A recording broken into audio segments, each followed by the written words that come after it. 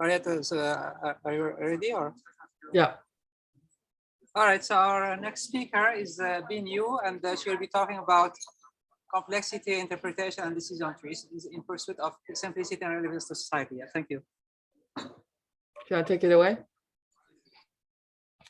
Well, thank you for the invitation. I'm sorry that I couldn't be there in person, but I hope you can still ask questions.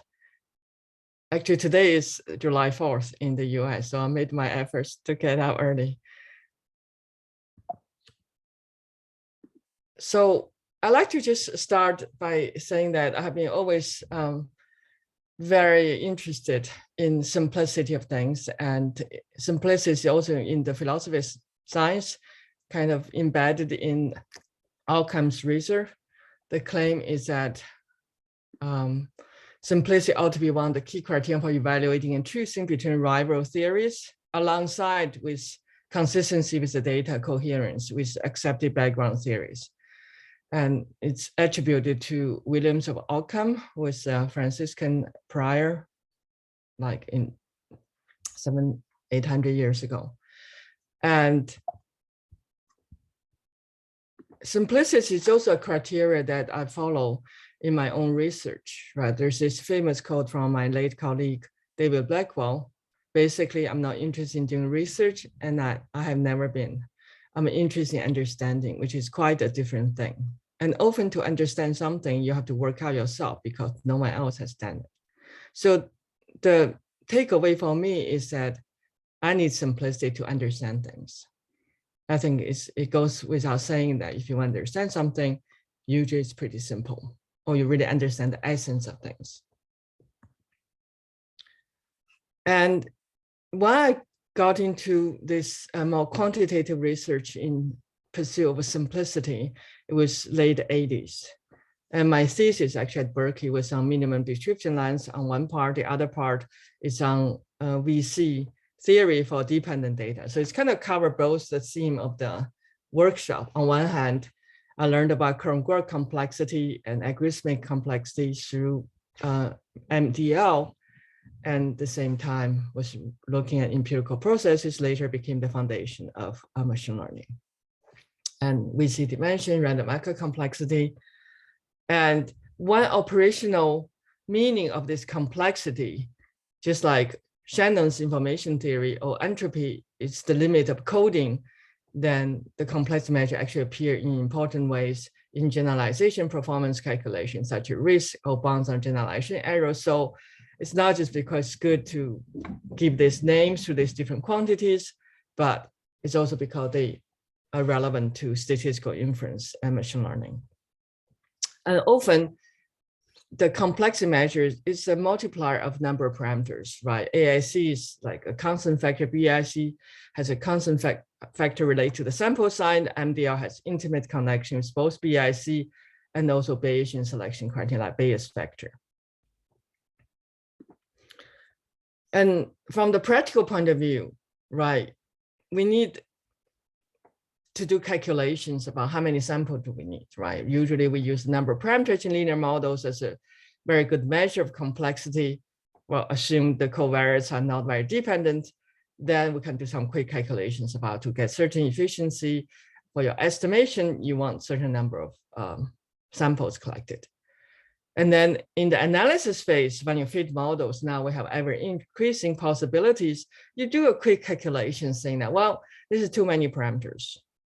And we probably don't have enough data to really estimate all these parameters. Of course, now in the deep learning era, right, as Ras already talked earlier today, you see in high dimensional models, we need a new way to look at complexity. We made a step, I think, in Ras' talk using MDL.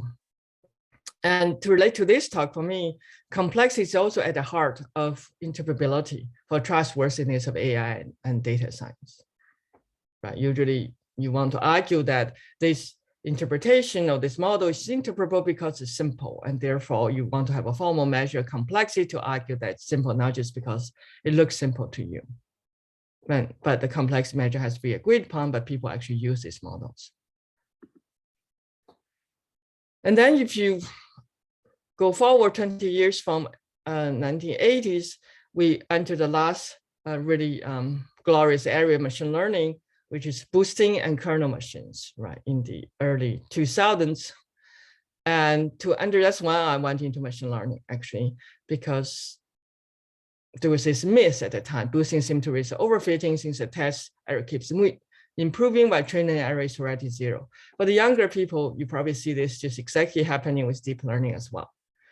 And then the implicit regularization through early stopping was already there for boosting, but the entities we work with was not as complex as deep learning model. Maybe we might use weak learner like decision trees, and then do iteratively adding different data-driven versions of that and combine. But there we moved away from the number of parameters into something related to possibly, if you have a fixed weak learner, number iteration. So things are expanding in terms of the complexity measure. And then something else also enter the center of the stage, which is uniform stability. It kind of served as a complexity measure. And people develop extreme stability in relation to generalization, can trace back to the late 70s. And then the most famous paper is Bousquet and Seif. And people also look at algorithm stability, so for optimization methods. So stability now is working as kind of a surrogate for complexity measure in certain technical results. And then I like to argue that stability is a lot broader than just a particular, you leave one out, you get uniform stability. It's really a common sense principle, right? So think about data science lifecycle as different steps, like represented by these different geometric objects. You don't want to be in such a situation, everything's so sensitive. But we do make often lot of judgment calls that the system can be very unstable because of how you clean the data, how you formulate the problem, and how you visualize your data, you get different impressions. And when you change that, then the whole thing just falls apart. We want to make sure that doesn't happen. So we don't want that. And about 10 years ago, I started writing about stability, try to unify the different versions of uncertainty, robust statistics, stability, and control theory to put it under the same framework in the modeling stage about the conclusion should be stable relative to both data perturbations and also model perturbations. And advocated that stability is a minimum requirement for reproducibility, interpretation, and intervention design. And if you look at central limit theorem or random matrix result, they all kind of rely on this stability. So mathematically beyond, I mean, even you go back to classical statistics, if you look at Lindenberg's proof for central limit theorem, it's a stability result, right? You start swapping things in and out, and you show that the limited law doesn't change, and you get ODE, and the only distribution satisfied ODE is actually normal distribution. Or you just swap into normal random variables one by one in the summation, then you end up with linear combination, linear Gaussian random variable, you end up with Gaussian distribution as the limit. So stability is really not just technically relevant to what we do inference from data, but it's also common sense when you talk about data cleaning. So it's a lot broader. And that's what I discussed in my 2013 paper. But there are many things you have to figure it out for a particular data problem. What's your target interest? You might want to measure the stability or instability. Stability is the other sign of variance, but a lot broader than variance. Variance is L2. You can have L1, you can have other, you have a qualitative stability. So you might want to look at multiple stabilities. So you have on top of that, the stability relative to the metrics. And then you argue in the context how data is collected about what data perturbation you want to do. If you want to, you can do stress testing and subject your data conclusion to adversarial attacks. Many people do with deep learning. and also different algorithms for heterogeneous treatment effect estimation in causal inference. We had a paper, actually, Ras was also on it, that we considered 17 different ways. And you don't want your conclusion, which subgroup, you can still apply this, use this drug safely to be subject determined by just one method, and use a different method equally good, then you get a different subgroup. So context and understanding into the domain problem is hugely important and to decide on the stability threshold. 2 years ago, we had a follow-up paper drawing with my former student, Carl Kumbier, to really put stability into a much bigger framework for the whole data science lifecycle. And we require predictability, which is already in the stability paper, now well formally defined as a way to do reality check and unify many ideas and expand on many ideas from both machine learning and statistics for the entire data science lifecycle. So P is for reality check. We call the PCS framework, and it's very serious. We are very serious about data documentation. Documentation for the human judgment calls, both quantitative and qualitative. And also P keep in mind that the algorithm you develop is always for a future situation. You want to set aside your test set to mimic the future situation as much as possible. So for medical digital health problems, you probably want to set aside hospitals in the test set, not random split, or for the future or time split. So you keep in mind the future situation that will guide you to find the best surrogate with the data you have to mimic the future situation. And stability is paramount for every step. Even interdisciplinary people work together. For problem formulation, we have a link with stability to discuss, right? We don't want the same matrix to mean different things. For cancer researchers, matrix also means a biological microenvironment, and matrix, we knew tabular data. And C, we expand on typical computer science consideration about memory, speed, to include data-inspired simulations. So the paper is at my front page, and there's also a talk on that if you're interested. So move from stability, as I argued earlier, right? Stability is a minimum requirement for interpretation. And EU 6 years ago already had this GDPR. It gives a right to explanation, demands machine learning and statistical algorithm to be humanly interpretable. Just recently, there's something called Digital Service Act. I think hasn't been passed in EU yet. Now gives all the advertising platforms need to be able to explain the parameters for the recommendations to customers. So that's more detailed about what the advertising services need to be accountable for.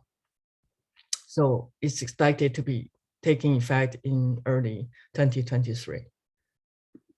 And here are just some examples. So now I'm moving from the second part, right? From simplicity to complexity, and now to interpretation. And complexity, stability entered the game as a form of complexity after you check predictability. So in the US FDA, if you use deep learning to do radiology, you probably want to explain before your algorithm can be approved.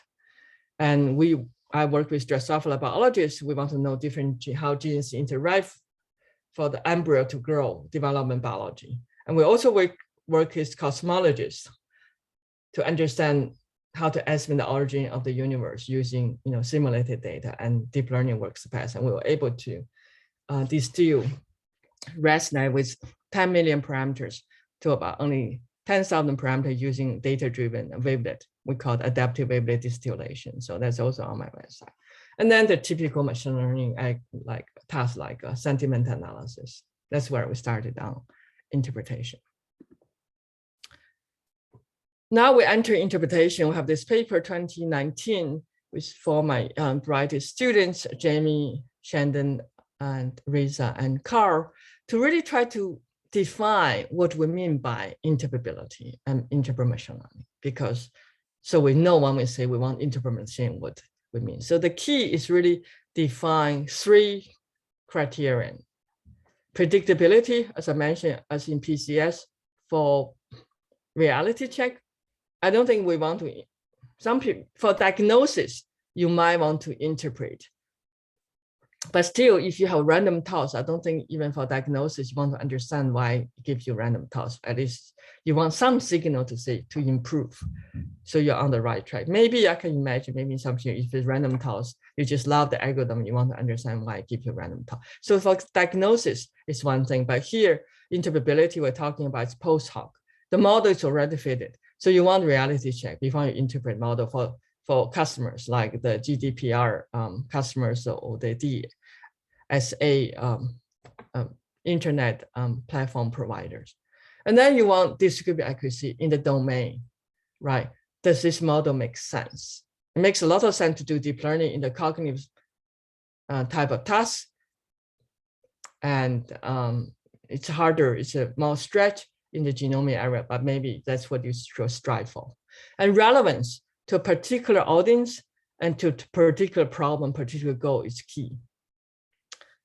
And often there might be some trade-off between reality check and interpretation, but not always. In the cosmology project I mentioned, after we distilled into wavelets, we actually improved prediction accuracy, same time with descriptive accuracy.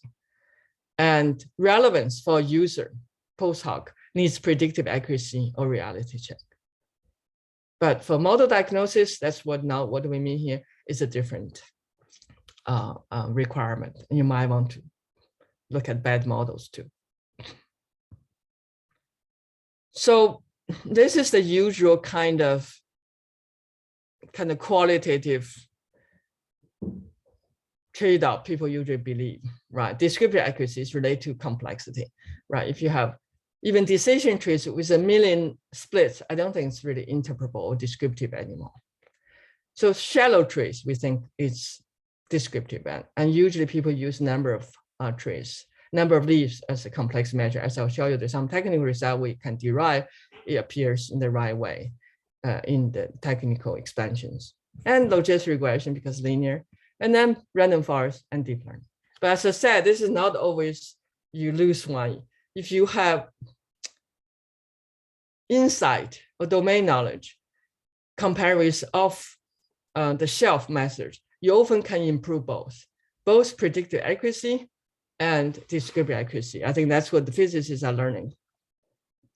They actually build in symmetry, additivity, locality, many physics principles into deep learning models. They improve both, right? It's not like off the shelf. From machine learning, deep learning has worked for physicists.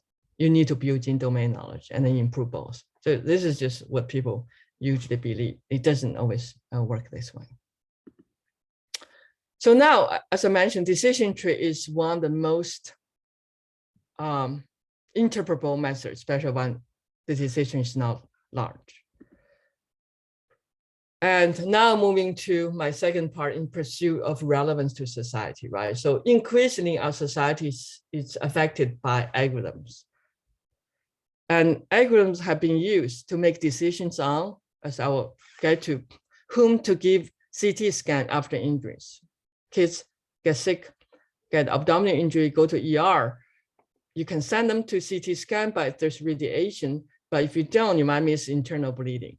So people have been using data-driven decision rules called clinical decision instruments to help the clinician make such decision. Also, whom to give loans to, right? There have been studies on there's biases when this is made, and also whom to give job interviews, right? There are studies showing that depends on the resume, what hobbies you put there, then they either get interviewed, they don't get into the chance.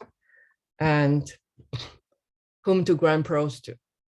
But there's actually a package called Campus, which help the legal people to make such decisions. And their bias depends on the data. So you have two layers of bias. One, data is biased because you have measurements error or you have biased info. I just read in newspaper yesterday that just discovered that the oximeter to measure the oxygen level for COVID overestimate oxygen level in people of color's blood, because I think the skin color probably got misinterpreted as oxygen. And therefore, even their oxygen level is low, the reading can be high. And therefore, the doctor don't think the patients are in severe status. And that could be a reason that we have more deaths in people of color. So all of this is measurement and also by bias. So maybe my conjecture is that when the oximeter was proved, the data probably was primarily probably from Caucasian people, not people of color. There's not enough people there to see that you have different measurements of different ethnic groups. So there are many issues with algorithms. But decision trees is the simplest possible. Can be visualized. If you have simple tree, people actually can say, oh, that's exactly how it's done. You can explain to the parent of a kid who had abdominal injury, say, that's how I made my decision. And the parent can say, hey, that doesn't make sense. So we invite people to have oversight over what do we do. I think that's ultimately the important thing. We need the people who use the algorithm to understand and invite them to build trustworthiness with us instead of just trust us. I don't think with so many decisions we make, I don't think we should just say trust us. We have to prove it. And you can use it to audit for errors and biases. And you can have human in the loop. Now it's probably looking at the algorithms.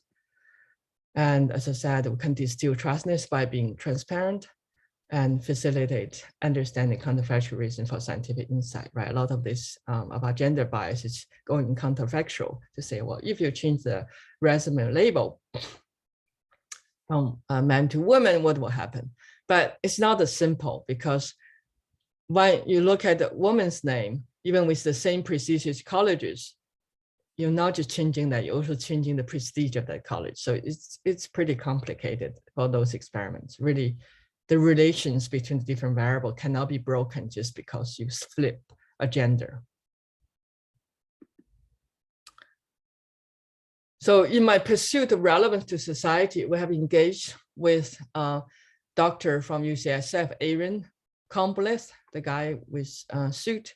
And then my student who just graduated, Chandan Singh, has been the main driving force working with Aaron in consultation and help from me. And because decision trees are interpretable, so to build in more trustworthiness, there was existing clinical decision rule called PCON for abdominal injuries. And we use the PCS framework, which I mentioned, to stress test to see whether we can save money for external studies. For this paper, just accepted by PLOS Digital Health, we actually have external study as well.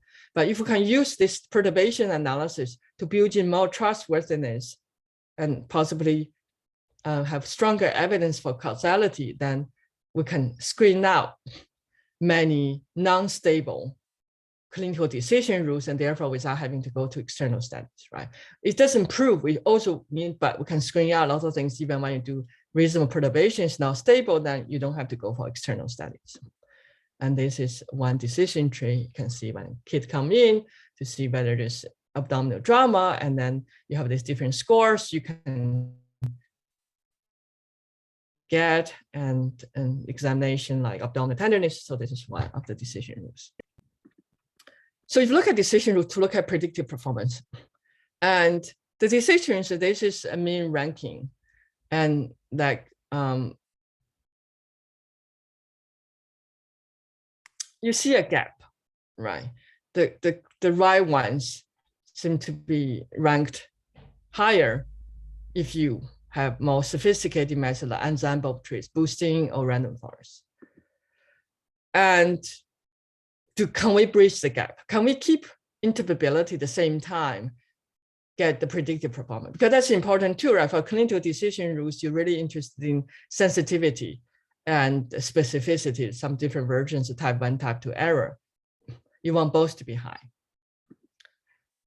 And so we want to bridge this gap, right? So now I move from simplicity, complexity, stability, interpretability now choose a particular decision tree, which is very interpretable in the medical context.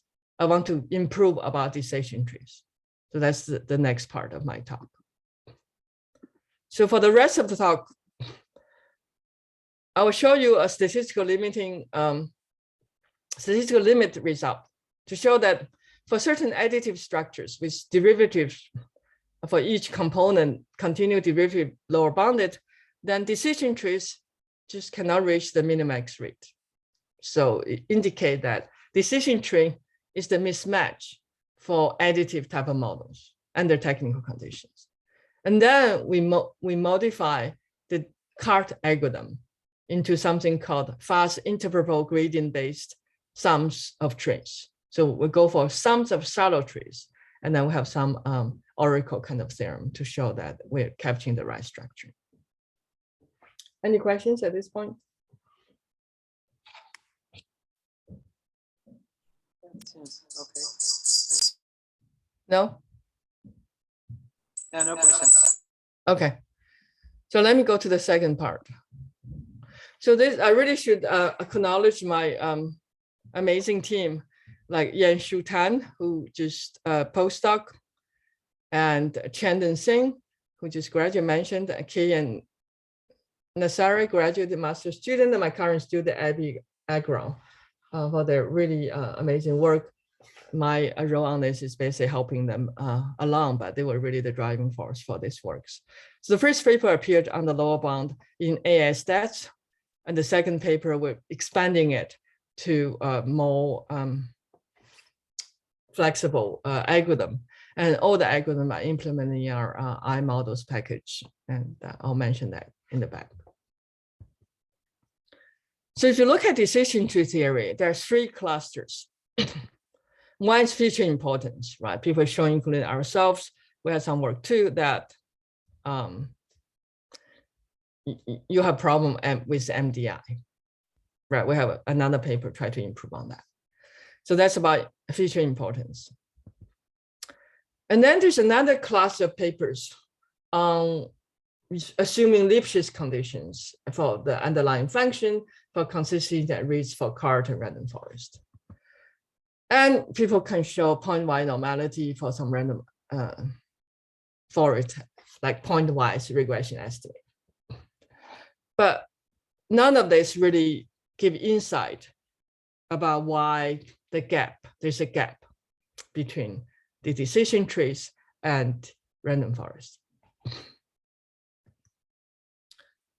So here's an example to show you why trees are inefficient at expressing additive structures.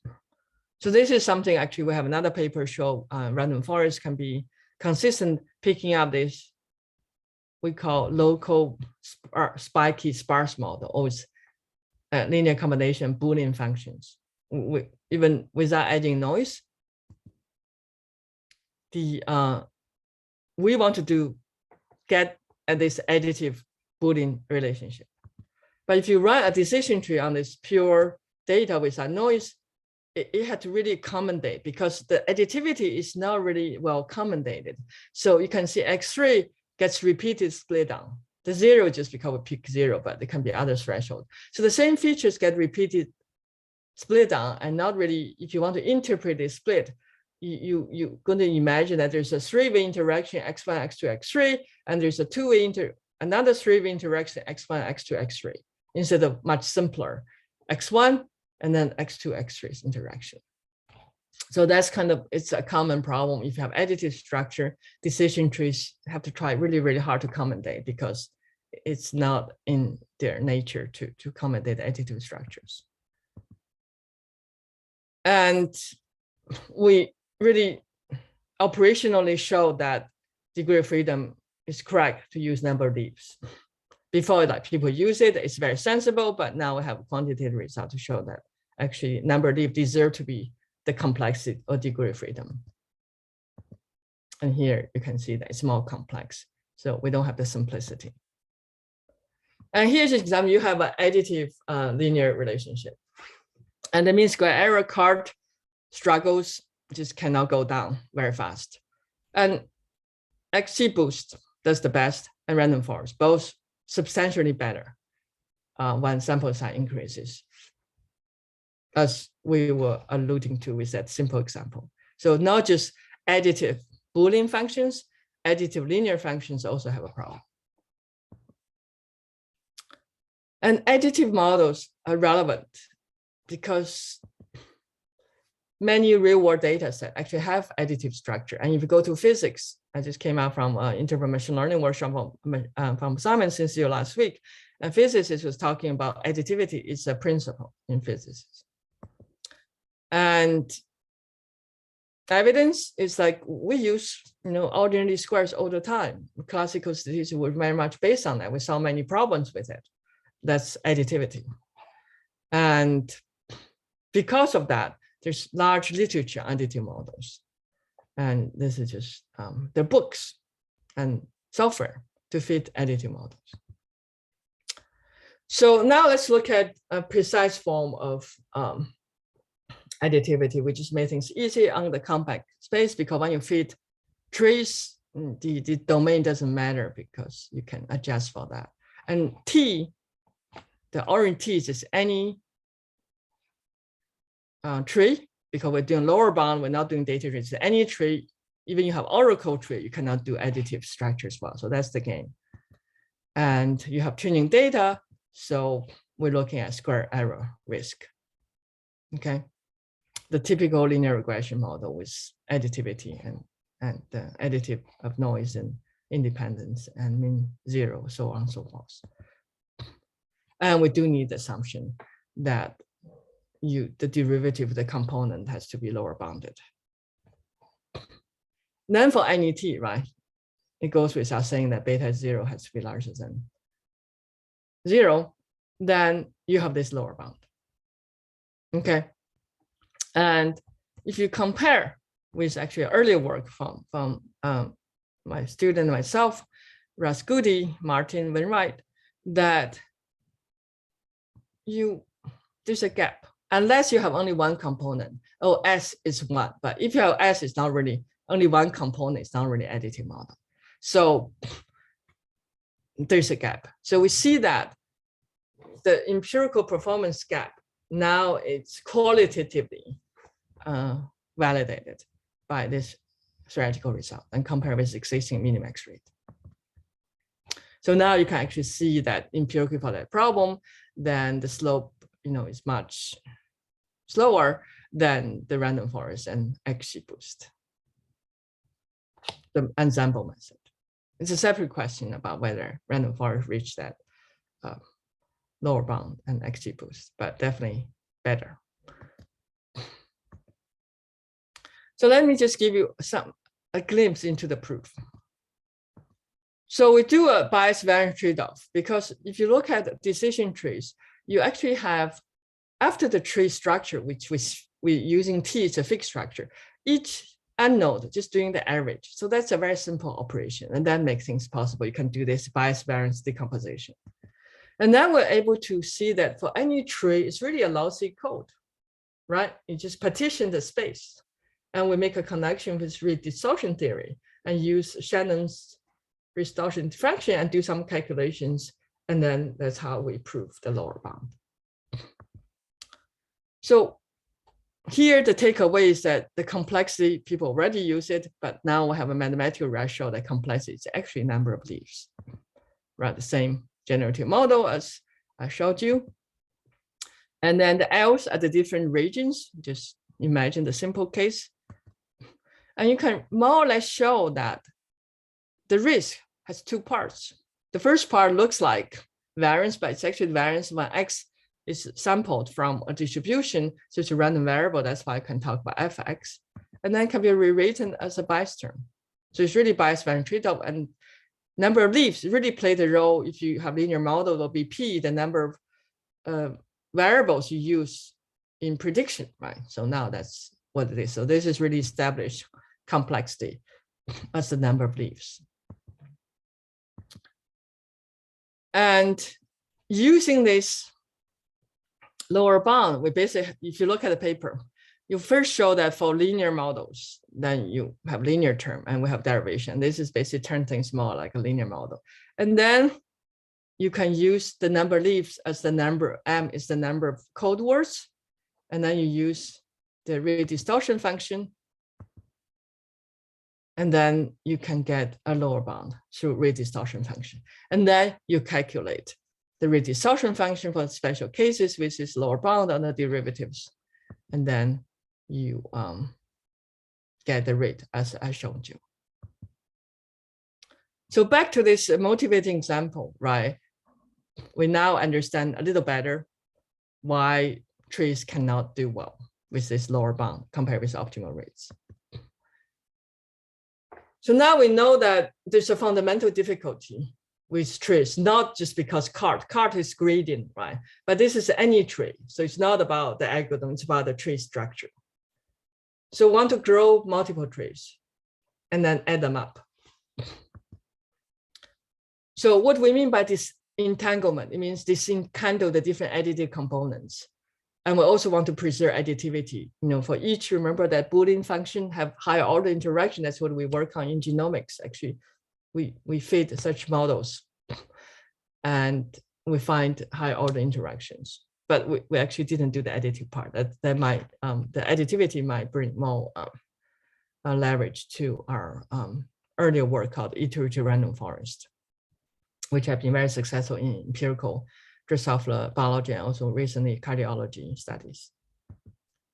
So we want to control complexity because we still want to carry the simplicity or low complexity of decision tree or the interpretability.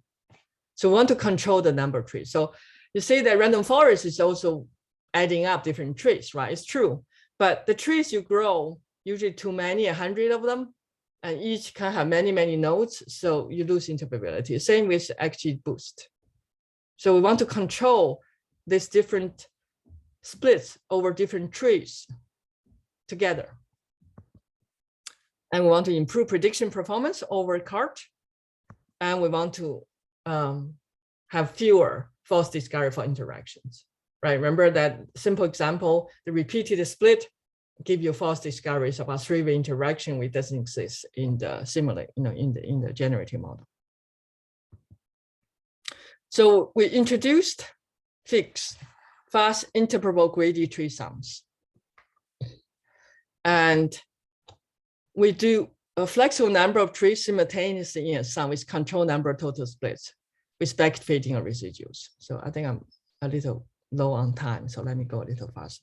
So just to recall CART algorithm, you look at the impurity decrease by split to see actually the mean square error decrease or not. And what we do here is first step, just like CART. Then for the second stage, we are consider the three possibilities. Shall we add a node? Oh, just keep splitting. And then for the additive terms of red tree there, we use the residual. So we don't use the whole. So we're only concerned about the residuals. And we look at the impurity decrease and choose among the 5, one to split, either add one or split further. So that's why we control. We have a total budget. And we end up with something exactly what the generative model gave us. Okay, so it's very simple. It's a simple but effective modification on CART. So the runtime, it's not much slower than CART, but we have R, the number split, you can control that. So it's slower because we're doing more comparisons, but it's constant order if you control the number splits. The result, we do have improved performance relative to CART with interpretability still, and we disentangle additive components. So this is just a bunch of data sets people have used, classification, regression, not large data, but moderate size, at least some are 10, like 100,000. And this is example, the recidivism, it's about where people get pro or not. You can see that actually random forest doesn't work well. There's discreteness, additivity, and we improve over CART. Part is already better random forest. And FIX works even better. This is the AOC curve. And you have similar for other data sets. Overall, we improve. Sometimes get very close, look at the credit, right to the dashed line is random forest. So we can use very simple methods to get something with this ensemble of traits, but not always, right? The diabetes in the beginning will get better, but you don't want too many of them split. So again, that probably you have a discrete structure there, but random forest still helps. And for regression, you have similar like improvement, about 10%. But here it got overfit. And this is some regression results. Okay. So let me show you one particular example of what's going on. So this is a diabetes classification data set. And if you do CART, you have AUC about 0.8, and then you have 8 end nodes. If you do our trees, we have much simpler. We have only 5 nodes, and then you basically plus a glucose score, give you 1, and BMI and 3, you get tiny bit better. But the performance, I think, is comparable, but simplicity. So we got simplicity, even with a tiny bit improved predictive performance. Now you can just add up the scores and get the risk score. So here's some Oracle result. I won't have time to go to show that if you we can actually get some polynomial interactions if you give some Oracle structures. So I won't have time.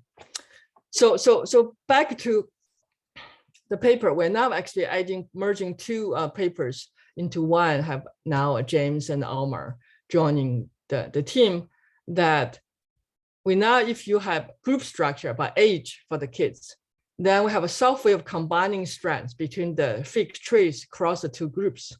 And then we can actually increase specificity up to 20%. This is pretty huge for 3 real like clinical data set, the PCON, right? At the sensitivity 92%. That's as much as people do, because if you go higher, the specificity become too low. So this is, we're finishing this paper with a new method called GFIX, which take into account group structure. So to summarize, that I started with simplicity, complexity, stability, and interpretability. And then we end up the second part on a particular very simple interpretable method, and use some rate distortion theory to prove lower bound. And then driven by that, now understand why tree is fundamentally flawed for additive structure, we end up with a better method. And the expanded paper will be on the website. So algorithms have been used for high stakes decision making, and we have huge opportunities and huge challenges. And I think we can have a big role to play if we make it transparent and interpretable and also reality check. And there's another paper I don't have time for, which will be presented at ICML for oral presentation. It's really shrinking the, remember a card, as I said, just do the average. If you shrink the average towards the parent nodes averages, then you can, it's like, there's a rich representation. You get across about 10% predictive accuracy out. You don't change any interpretability because you keep the same train. And our iModels algorithm have all these different methods and more, and other people methods like RuFit too. And it's available at my website or my group website. And also we have been working with the AWS AutoML Gluon. So it's now also available at their platform. And here are the highlight papers on the trees. And then here papers on PCS. I went very fast, and I have a video, have a much longer version, was actually from 3 years ago, and the interval machine learning paper as well. It's also on my front page. If you go to my front page, the main papers, more precision papers all there. And on PCS, this is a plug for my book with Rebecca Butter using the PCS framework, covers entire data science lifecycle, including data cleaning, and many other problem formulation and critical thinking. And thank you very much.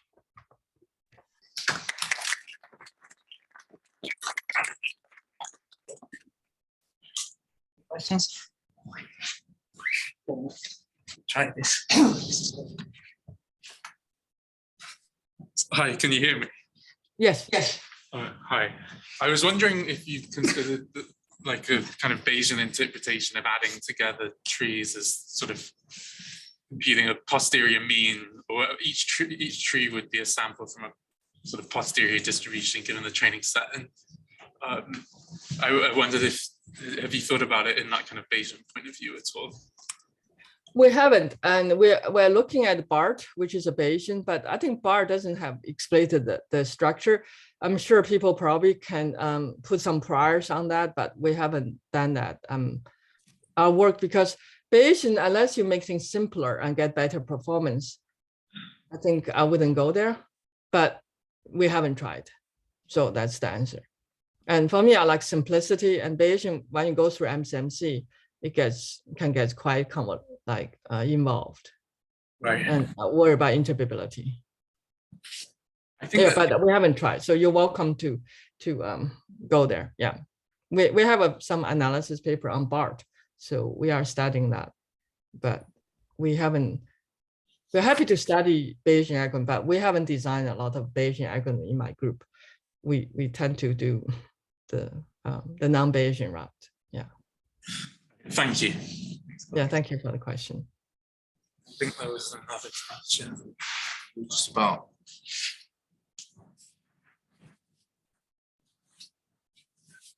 Did you consider ensembling? Maybe it's that. Did you consider ensembling your model, or trying to bridge some of the benefits of random forests into your FIGS model? Yes, in the paper we do have something we call the bagging FIGS.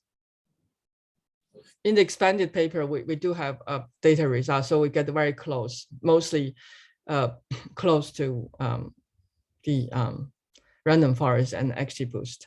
And we're looking into the more detail. I think we probably use fewer splits, but they all three pretty using many splits. Yes, we do that in the paper, but I think you lose interpretability.